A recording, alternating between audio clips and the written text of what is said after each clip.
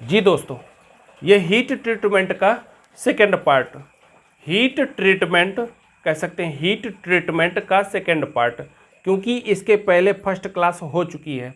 इसमें कुछ विशेष बात बताई गई है, उस पर ध्यान देंगे।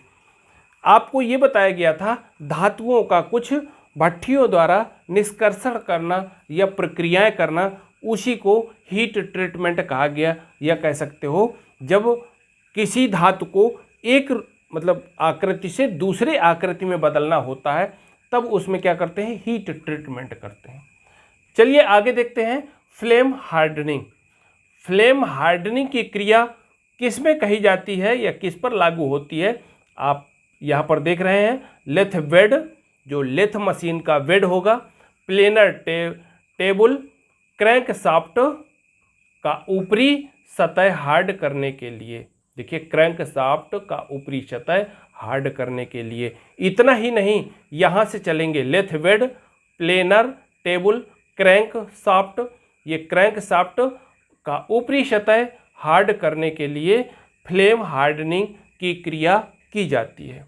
गैस कार्बोराइजिंग, मतलब गैस द्वारा क्या क्या प्रक्रियाएं की जाती हैं, उसी को गैस कार्बोराइजिंग कहते हैं। Methane, ethane, carbon monoxide, gas द्वारा सतह हार्ड करना, मतलब गैसों के द्वारा किसी धातु की सतह को, ऊपरी सतह को कह सकते हैं, हार्ड करने की क्रिया को गैस कार्बोराइजिंग कहते हैं।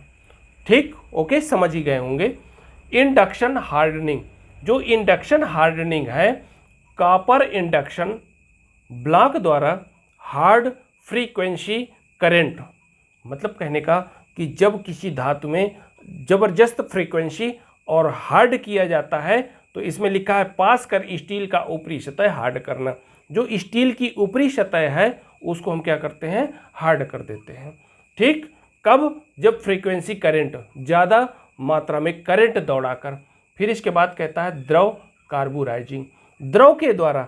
तो द्रव में कौन कौन कह सकते हैं आप, द्रव बाथ द्वारा स्टील का ऊपरी सतह हार्ड करना। देखिए, यहाँ पर ज़्यादातर लोहे की प्रक्रियाओं को बताया गया, जो स्टील के रूप में आप यहाँ देख रहे हैं।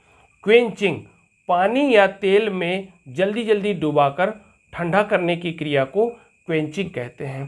पायरोमीटर, पायरोमीटर तापक्रम मापने का यंत्र है, जिसको हम पायरोमीटर कहते हैं। ठीक, ये सभी क्रियाओं को आप समझ ही गए होंगे।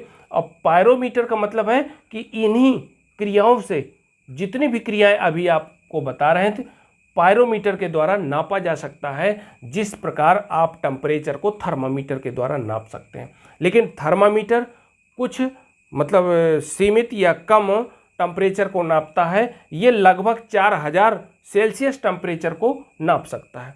ठीक, ओके। अब इसकी प्रक्रिया आप पूरी समझ ही गए होंगे, जो आप लोगों को 5 ठो और ये 6वां एक आपको यंत्र बताया। ठीक, best of luck, thank you.